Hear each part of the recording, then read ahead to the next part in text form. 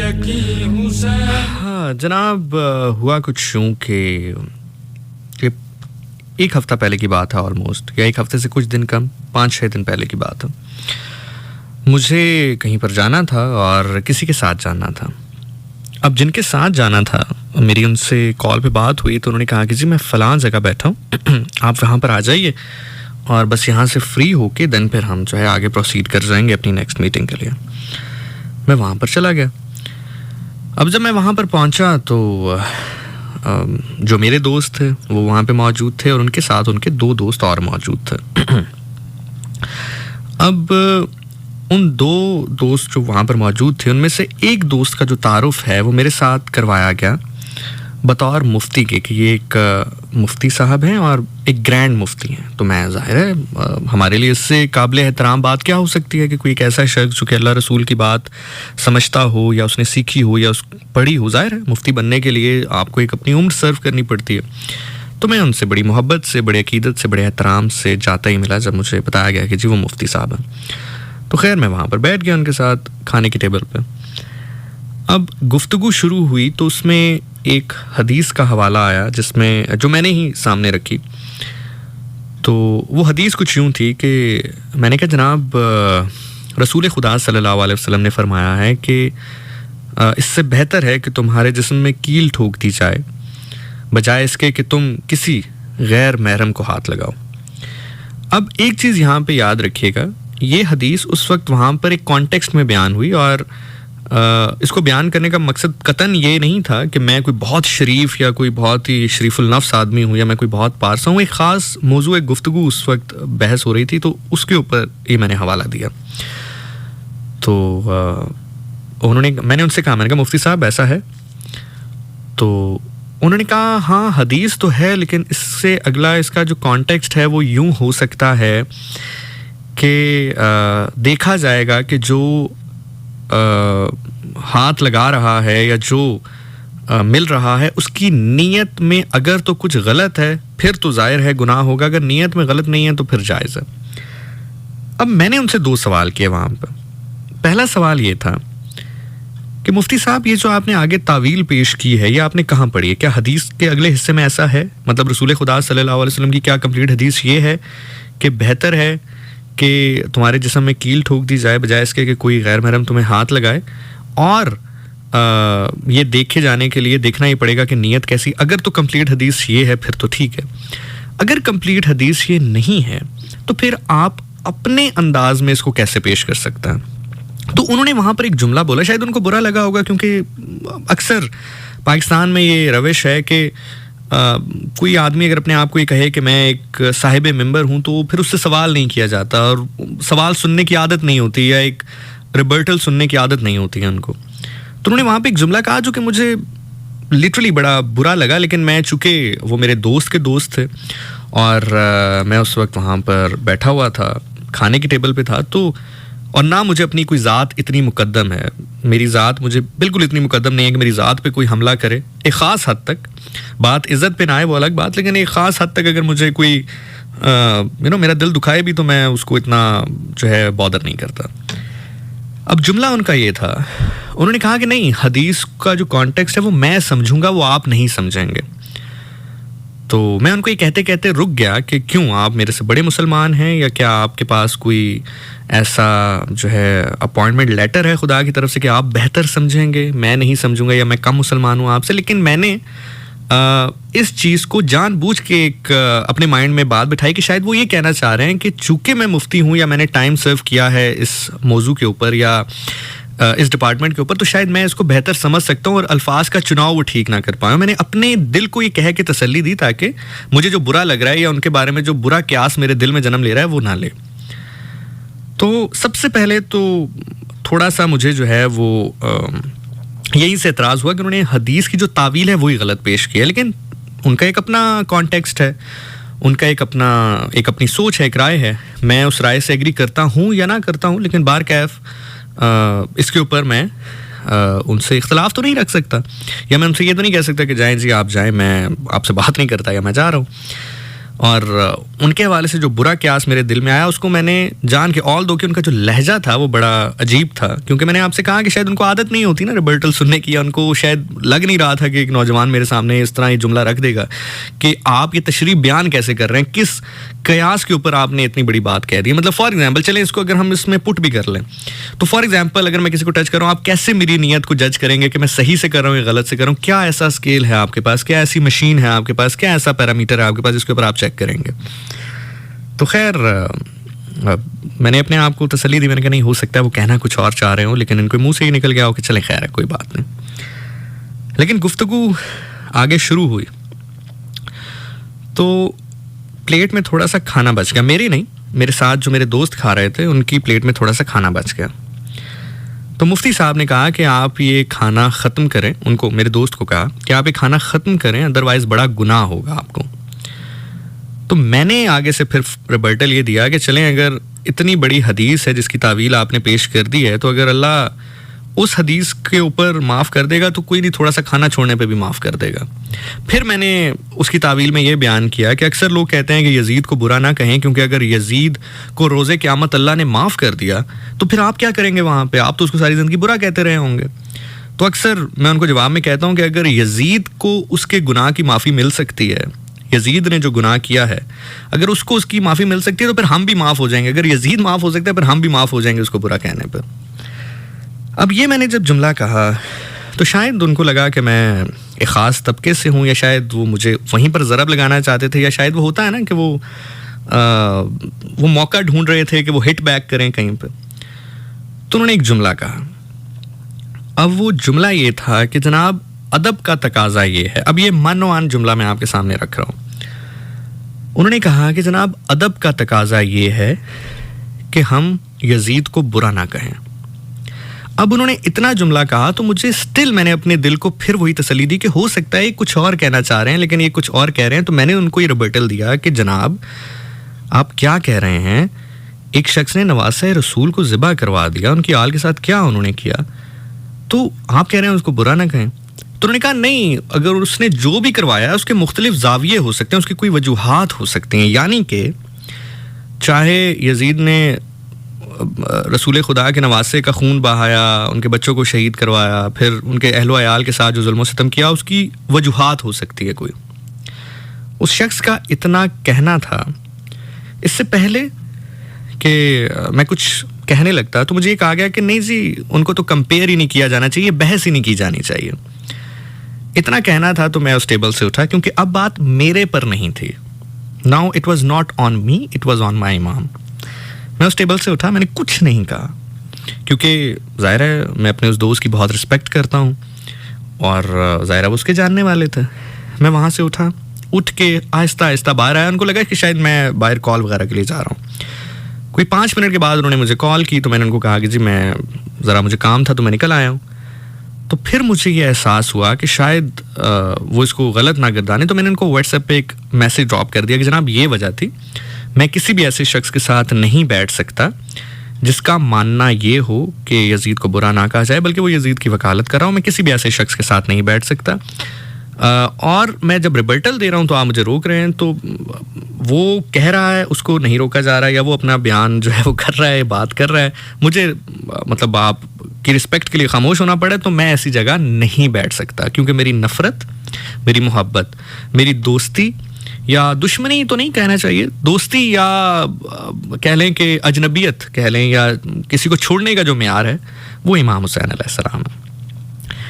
अब उन्होंने आगे से ये बात कही कि जनाब हम भी इमाम हुसैन अलैहिस्सलाम को मानते हैं, हम भी करते हैं, ऐसा नहीं है, हमारे माँ बाप कुर्बान, ऐसा वैसा। ये मेरे दोस्त ने कही। अब वो मुफ्ती साहब ने तो जो कहना था उन्होंने तो वो बात कह दी।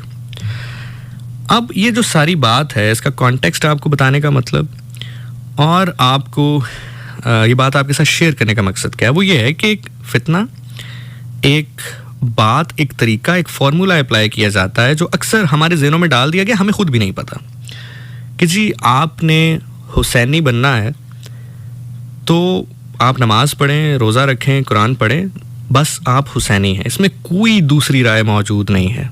नमाज सबसे पहले है, जो इमाम अली अलैहिस्सलाम को मानता है या जो इमाम हुसैन अलैहिस्सलाम की शहादत और इमाम अली की विलायत का कायल है, अगर वो नमाज नहीं पढ़ता तो उसको कख नहीं पता। क्यों? क्योंकि सबसे बड़ी कुर्बानी जो दी है वो इमाम अली अलैहिस्सलाम ने दी है। बड़ी भारी कुर्बानी अदा की है इमाम अली ने और इमाम अली अलैहिस्सलाम के बच्चों ने नमाज के लिए। तो इसमें तो कोई शक नहीं है।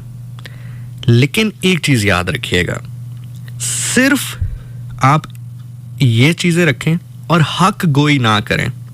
जुल्म को जुल्म ना कहें, जालिम को जालिम ना कहें, ना हक को ना हक ना कहें, हक को हक ना कहें, तो आप हुसैनी होने के प्रोफाइल पे पूरा नहीं उतरता। क्यों? अब आप मेरे से वजह पूछें। वजह यह है, सबसे जो बेहतरीन हुसैनी थे या जो सबसे बड़े हुसैनी थे वो 72 थे ना, जो करबला में इमाम हुसैन अलैहिस्सलाम के साथ मौजूद थे। क्या आपको शक है कि वो नमाज नहीं पढ़ते थे? क्या आपको शक है कि वो रोज़ा नहीं रखते थे? क्या आपको शक है कि वो कुरान नहीं पढ़ते थे या आपकी इबादतें उनसे ज़्यादा है? नहीं, वो ये सब कुछ करते थे, लेकिन स्टिल वो खड़े हुए वक्त के जालिम के आगे, वो खड़े हुए वक्त के नाहक हुक्मरान के आगे, वो खड़े हुए वक्त के जुल्म के आगे। बस इससे साबित ये हुआ कि आप हर चीज़ अपने साथ रखेंगे, लेकिन उसके साथ लाजिम ये है कि आप हक को हक ज़रूर कहेंगे, ना हक को ना हक कहेंगे, जालिम को जालिम कहेंगे, मजलूम को मजलूम कहेंगे। तभी आप हुसैनी होने की कैटेगरी पे फिट इन बैठते हैं। तभी आप हुसैन के सच्चे मानने वाले हुसैनी बनेंगे, जब आप गलत को गलत कहेंगे। अब मुझे एक बात बताएं, मैं वहाँ पर बैठा रहूँ और मेरे सामने कोई शख्स इमाम हुसैन अलैहिस्सलाम के कातिल की वकालत करता रहे और मैं ये कहूँ नहीं जी, चूंकि मेरे इमाम हुसैन अलैहिस्सलाम तो उससे बेहतर थे, मुझे तो कंपेयर करने की ज़रूरत ही नहीं है, मुझे तो बात करने की ज़रूरत ही नहीं है, मुझे तो रिबर्टल देने की ज़रूरत ही नहीं है, हम कंपेयर क्यों करें, तो तौहीन है इमाम हुसैन की कि हम यजीद के साथ कंपेयर नहीं कर रहे। हाँ, अगर मैं ये कहूँ कि देखें जी, आप कह रहे हैं कि यजीद ऐसा था, तो देखिए हुसैन अलैहिस्सलाम कितने बड़े थे, फिर तो हकीकतन ये बात गलत है। क्यों? क्योंकि इमाम हुसैन अलैहिस्सलाम का क्या मयार है, क्या मयार है, उनकी एक सांस के बराबर कोई नहीं पहुंचता। लेकिन इस मौके पर कोई शख्स उनके कातिल की वकालत कर रहा है मेरे सामने। मेरा ईमान, मेरा इश्क, मेरा गुलाम होना, ये चाहेगा उस वक्त कि मैं उसको कहूं कि शट अप, ये सही नहीं है, ये गलत है। अगर मैं उस वक्त चुप करके बैठा रहूं किसी भी मसलहत के तहत, किसी भी मसलहत के तहत, चाहे मसलहत कारोबार हो, चाहे मसलहत मेरी दोस्ती उनके साथ ना टूटना हो, चाहे मसलहत, हालांकि आप यकीन करें, मैं आपको बताऊं कि वो जो दोस्त हैं मुझे बड़े अजीज़ हैं, बहुत अजीज़ हैं मुझे। मैं जब वहाँ से निकला तो मैंने उनको बड़े सख्त अल्फाज में मैसेज किया, बल्कि मैंने उनको ब्लॉक कर दिया। ठीक है, बाद में बारकैफ उन्होंने जो है तस्दीक की, अपने बात की और उन्होंने कहा कि जी मुझे नहीं पता चला कि ऐसी बात हुई है, शायद वो मोबाइल पे लगे थे या जो भी मामला था। लेकिन बारकैफ उन्होंने बाद में माजरत की, मेरे से ना बनती थी ना, मैंने उनको कहा कि आप बिल्कुल ये बात ना करें। लेकिन मैं जैसे ही वहाँ से निकला मैंने बड़े सख्त अल्फाज में इस बात की मजम्मत की। मैं वहाँ से उठ के चला आया, मैंने उनके जो है वो जो दोस्त थे उनका नंबर मेरे पास था, मैंने उसी टाइम उनको ब्लॉक किया। क्यों? क्योंकि बात यह है कि दोस्ती और दुश्मनी तो खैर नहीं कहना चाहिए इसको, दोस्ती या अजनबियत या छोड़ जाने का मयार इमाम हुसैन अलैहिस्सलाम है। मोहब्बत है तो उनकी वजह से, मोहब्बत नहीं है तो उनकी वजह से। ठीक है, अब देखें, सिर्फ ये जो अक्सर, क्योंकि ये लोग अक्सर आपने सुना होगा कि जी आप बस ये मामलात करें तो बस आप सही नहीं। अगर आप ये सारे मामलात कर रहे हैं और आप हक को हक नहीं कह रहे हैं, जालिम को जालिम नहीं कह रहे हैं, जुल्म को जुल्म नहीं कह रहे हैं, तो फिर आप हुसैनी नहीं है। क्यों? क्योंकि वो जो 72 करबला में मौजूद थे वो ये सब कर रहे थे, वो नमाज भी पढ़ रहे थे, वो कुरान भी पढ़ रहे थे। उन्होंने तो वहाँ पर नमाज पढ़ी है जहाँ पर एक एक सजदा जो है वो करोड़ों जो है नमाजों पर भारी, अरबों नमाजों पर भारी है। ठीक है, वो सब कुछ कर रहे थे, नमाज भी अदा कर रहे थे, सब कुछ कर रहे थे, लेकिन सिर्फ 72 होके आगे लाखों का मजमा था, लेकिन खड़े थे जालिम के सामने। तो ये बात इस चीज़ की दलील है कि सिर्फ ये चीज़ काफ़ी नहीं है, हक को हक भी आपने कहना। तो इसलिए मैंने बल्कि वो बड़ी शदीद अल्फाज में मजम्मत की उनकी। तो इसलिए हैविंग सेड दैट, ये सारी बात आपको बताने का मकसद ये है कि जब भी नेक्स्ट टाइम कोई आपके सामने ये काम करे, पहले तो रोके, उसके अलावा कोई अगर आगे से रिबर्टर लिए दे कि नहीं जी इस टॉपिक को तो डिस्कस ना करें, उनका तो म्यार बड़ा है, म्यार बड़ा है और आप बस वो करें जो उन्होंने करने को कहा है, बिल्कुल करें। लेकिन अगर मैं फॉर एग्जांपल नमाज भी पढ़ रहा हूँ, रोज़े भी रख रहा हूँ, मैं जनाब नंगे पाँव भी चल रहा हूँ, सब कुछ कर रहा हूँ, लेकिन मैं अगर अपने सामने बैठकर उनके कातिल की वकालत सुनता रहूँ तो फिर मेरा क्या फ़ायदा है इस चीज़ का? क्या फ़ायदा है मुझे बता। So it is as simple as that. हमेशा याद रखिएगा, आप किसी से मोहब्बत करते हैं या आप किसी से चाहत रखते हैं, इश्क करते हैं, सिर्फ 2 मौक़ों पर पता चलेगा आपका ये ज़िशानी। आप अपनी मिसाल ले लें, चलिए बिल्कुल डस्ट लेते हैं, डस्ट मिट्टी लेते हैं सिर्फ। इमाम का तो रुतबा खैर बहुत ही बुलंद है ना, मिट्टी उठाएं, मुझे उठाएं, मैं मिट्टी का आखिरी ज़रा उठाएं। आप ज़िशानियन है ना, मुझे अगर ज़रा सा भी, और ये साबित हुआ है बहुत बार, ज़रा सा भी 19-20 मेरे साथ किसी ने किया तो आप लोग कैसे खड़े हो जाते हैं सारे? क्यों? क्योंकि आप बताते हैं भैया हमें मोहब्बत है इस शख्स से। मैं अगर खुश होता हूँ, छोटी छोटी अचीवमेंट, आप लोग कैसे मेरे लिए खुश हो जाते हैं? आप लोग कैसे मुझे मुबारकबाद देते हैं? किस तरह मेरे लिए इकट्ठे होते हैं? मेरी सालगिरह पे आप यकीन करें यार, कौन करता है? मतलब आप यकीन जाने, मैं आपको बताऊं कि मुजाहिद नाम है उनका, अगर मैं गलत नहीं हूं, वो जो दाढ़ी वाले भाई हैं, वो अटक से आते हैं यार, वो अटक से हर साल आता है सिर्फ मेरी सालगिरह में शामिल होने के लिए। मलिक, अवैस, बाकी मतलब जितने भी हैं, मैं नाम मिस करूं, जितने भी ज़िशान हैं, जितने भी लड़के हैं, मतलब अगर फॉर एग्जांपल बीच में पिछले कुछ डेट्स पे चूंकि मुहर्रम आ रहा था तो मुहर्रम से पहले कर लेते हैं यार। कौन करता है? किसके पास टाइम है? मतलब हाथों पे आप उठा के रखते हैं, क्यों? रीजन, वजह आप बताते हैं ना यार, आज इसकी खुशी है तो इससे हमें मोहब्बत है, या इसके साथ किसी ने 2 नंबरी करने की कोशिश की है तो खड़े हो जाते हो तुम लोग, क्यों? क्योंकि तुम्हें मोहब्बत है। Same goes for me as well.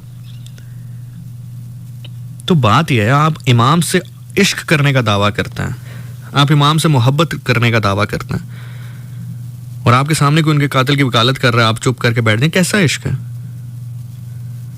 सो 2 सूरतों में पता चलेगा, या उनकी खुशी होगी तो आप उनकी खुशी में कितना खुश, हाँ उनका जिक्र हो रहा हो ना, फिर भी पता चलेगा। ये वाइस वर्सा है, मैं आपको हकीकत बता रहा हूं, ये वाइस वर्सा है। उनका जिक्र हो रहा हो ना, आप फटाफट जूते उतार के बैठा, अरे वाह वाह, इससे भी पता चलेगा क्योंकि उनका जिक्र हो रहा है ना, उनका जिक्र खुश, अरे क्या बात है, ये चेहरे खिल उठते हैं यार, खुदा की कसम मैंने लोगों को देखा है, मुरझाते हुए भी देखा है, चेहरे खिल उठते हैं, क्या बात है यार, क्या बात। इसी तरह अगर कोई नेगेटिव बात उनके बारे में करे, और फिर भी अगर आप नेगेटिव बात करने से पहले भी वैसे ही चेहरा आपने रखा हुआ है और वैसे तासुर है आपके, वैसे ही बैठ के ठट्टे लगा रहे हैं, और वो बात करने के बाद भी आप ठट्टे लगा रहे हैं, तो इट मीन फिर आपका इश्क तो नहीं है ना। मैंने बल्कि उनको एक और बात कही, थोड़ी सी सख्त एग्जाम्पल थी, लेकिन इमाम से जो उस वक्त हुआ उससे ज्यादा सख्त कुछ नहीं था मेरे ऊपर। मैंने उनसे कहा कि उस शख्स ने कहा कि उसने जो भी किया उसकी वजूहात हो सकती हैं, तो क्या खुदा ना करे, खुदा ना करे, खुदा ना करे उसके 6 माह के बच्चे को अगर कोई कत्ल कर दे, उसके कोई जवान साला बेटे को कत्ल कर दे, उसके भाई को कोई कत्ल कर दे, फिर उसके घर वालों के साथ वो जुल्म सितम करे जो कि इमाम के घर वालों के साथ हुआ है, तो क्या तब भी वो ये कहेगा कि जिसने भी ये किया है उसका कोई ना कोई जाविया ही होगा, उसका कोई ना कोई सोच ही होगी, या क्या मैं और आप कर सकते हैं? फिर मैंने इससे भी ज्यादा सख्त एग्जाम्पल दी, मैंने कहा मैं अपनी बात करता हूं, मेरे साथ ऐसा हो, आपके साथ ऐसा हो, तो कम से कम यार अपने घर वालों जितनी मोहब्बत तो करें हम इमाम के साथ, इतनी मोहब्बत तो दिल में रखें जितनी हम एक अपने घर वालों के लिए रखते हैं। सिर्फ ये कहने से कि जी हमारे लिए वो सरदार हैं, ऐसे नहीं होता। यही तो आपने टेस्ट होना है, जहां पर आपके मफादात का टकराव हो रहा है। आप जरा पढ़ें, कोई तारीख की किताब उठाएं, बहुत सारे कहते थे, वो जो उनके सामने कमबख्त लोग थे, वो कहते थे इमाम हमें पता है आप कौन है, लेकिन क्या करें दुनियावी फायदा है। वो भी ये सारी चीजें करते थे जो आप करने का कहते हैं, लेकिन उन्होंने करबला में 72 ने लाखों के सामने खड़े होकर बताया कि हुसैनी बनने के लिए सबसे बड़ा और लाजिम जुज़ जो है वो हक के सामने हक को हक कहना है, ना हक के सामने ना हक को ना हक कहना है, जुल्म को जुल्म कहना है, जालिम को जालिम कहना है। जब हम अपने घर वालों के लिए इतने बताते हैं कि हम कहते हैं कि हमारे साथ कभी कोई ऐसा, और फिर अगर खुदा ना करे उस शख्स के साथ ऐसा, और मैं उसको कहूँ कि जी चलें कोई नहीं, कातिल ने जो भी किया किसी जाविये के तहत ही किया होगा, वो मेरा गिरबान पकड़ ले, हो सकता है मुझे मार भी दे। तो यार अपने घर वालों जितनी मोहब्बत तो रखे दिल में यार। तो इसलिए जितने भी ज़िशानियन, जितने लोग सुन रहे हैं यार, जितने लोग सुन रहे हैं, हमेशा याद रखें, जब भी अब आपको ये कोई चूरन देने की कोशिश करे कि आप सिर्फ ये करें, और नो, ये ज़रूरी है, मैंने पहले ही कह दिया, इसमें तो बहस है ही नहीं ना। लेकिन आप नामुकम्मल होंगे, मुकम्मल तभी बनेंगे जब आपकी मोहब्बत और नफ़रत का मयार इमाम हुसैन होंगे, जब आप हक को हक कहेंगे, ना हक को ना हक कहेंगे। That's it. ख्वाजगान मयूद्दीन साहब ने क्या खूबसूरत बात लिखी थी। शाह हुसैन, शास्त हुसैन, दी हुसैन, दी पनास्त हुसैन, सरदाद नादा दस्त दर दस्ते यजीद, हक्के बिना इला हुसैन। कहा है कि अपना जो हाथ है वो यजीद के हाथ में नहीं दिया, अपना सर यजीद के हाथ में दे दिया। पक्का बनना है तो फिर पक्के बने। जहां मफादात का टकराव हो, कोई भी हो, छोड़ दें। यकीन करें अल्लाह आपको अर्श पे बिठा देगा। जानते हैं क्यों? क्योंकि मोहब्बतों की, कामरानियों की, कामयाबियों की, खुशियों की, इज्जतों की सभी निस्बतें इसी घर के साथ है। और एक बार नहीं, कुछ इससे पहले भी एक बार हुआ है, बल्कि एक ज़िशानियन जो है वो तो इसका गवाह भी है, मैं नाम नहीं लेता। कभी ज़िंदगी के किसी मकाम पर अगर उसने कभी चाहा तो वो खुद कभी आपके साथ ये शेयर करेगा, पता नहीं सुन रहा है या नहीं सुन रहा। वो इसका चश्मा, शहीद करबला का गम जिसे भी ना गवार है, वो बदअमल है बदनसब उसी पे बेशुमार है। अरे ओ दुश्मने अज़ा, रे ओ दुश्मने अज़ा, तुम मर जरा कब्र में जा, पता चलेगा क्या हुसैन है, मेरे हुसैन है, पता चलेगा क्या हुसैन है। याद रखिए, कभी भी जो बात कौले रसूल हो, यानी कि रसूल पाक सल्लल्लाहु अलैहि वसल्लम की हदीस मुबारक, उसके आगे कभी अपनी तावील, अपनी मर्जी के लिए कभी जिंदगी में ना दें। अब जैसे मैं आपको बताऊं, अक्सर हम अपनी पसंद की जो पार्ट है वो उठाते हैं। जैसे अक्सर ख़वातीन आज आपको ये कहते हुए सुने मिलेंगी इस महीने कि हज़रत खदीजा रज़ियल्लाहु ताला अन्हा भी तो बिज़नेस करती थीं, तो हम भी बिज़नेस कर रहे हैं, वहाँ से सीखें लो। बिल्कुल ज़रूर आप करें, ज़रूर करें, कोई मसला नहीं है। लेकिन दूसरी साइड पर यह भी तो है, उन्हीं हज़रत खदीजा से ये भी सीख लें कि जब उनका निकाह हुआ तो उन्होंने सब कुछ छोड़ छाड़ के अपने घर में तवज्जो दी। मैं ये नहीं कह रहा कि आप सब कुछ छोड़ छाड़ के दें, लेकिन मैं सिर्फ ये कह रहा हूँ कि जिन शख्सियत से आप एक चीज़ ले रही हैं, तो उन्हीं से दूसरा पहलू भी तो सीखने की कोशिश करें। मैं ये नहीं कह रहा, मैं फिर कह रहा हूँ कि आप बिज़नेस करें, ज़रूर करें, लेकिन आप जब एक शख्सियत से एक चीज़ सीख रही हैं तो वही शख्सियत जब कोई दूसरी चीज़ कर रही है तो उसको फिर आप गलत कैसे कह सकते हैं। तो इसी तरह जैसे मैंने आपको उस साहब का वाक़या बताया कि अपनी तरफ से एक तावील।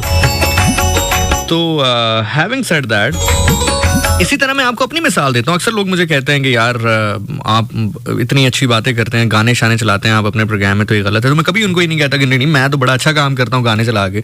मैं अक्सर ये कहता हूँ यार सही कह रहे हैं आप, बस यार अल्लाह रहम करे, अल्लाह माफ़ करे। आप कभी भी, मैं उनको कहूँ नहीं जी नहीं मैं तो बड़ा अच्छा काम, मैं उनको तवील दूँ, देखें जी मेरी नीयत, भाई नीयत क्या होती है, बात सिंपल सी है। वो हकीकत है कि अमाल का दारो मदार नीयत के ऊपर है, लेकिन वो आपके लेन देन के मामलात के हवाले से और भी बहुत सारी, लेकिन एक चीज़ यहाँ पर स्पेसिफिक है, अल्लाह के नबी ने एक चीज़ फरमा दी तो फरमा दी, ठीक है। तो अक्सर मैं जी आप सही कह रहे हैं। सो हैविंग सेड दैट, कभी ज़िंदगी में आपने ये काम नहीं करना कि अपनी तरफ से जो तावील है वो चूँकि आपको फ़ायदा उसमें हो रहा है तो आप वो कह दें, नॉट एट ऑल।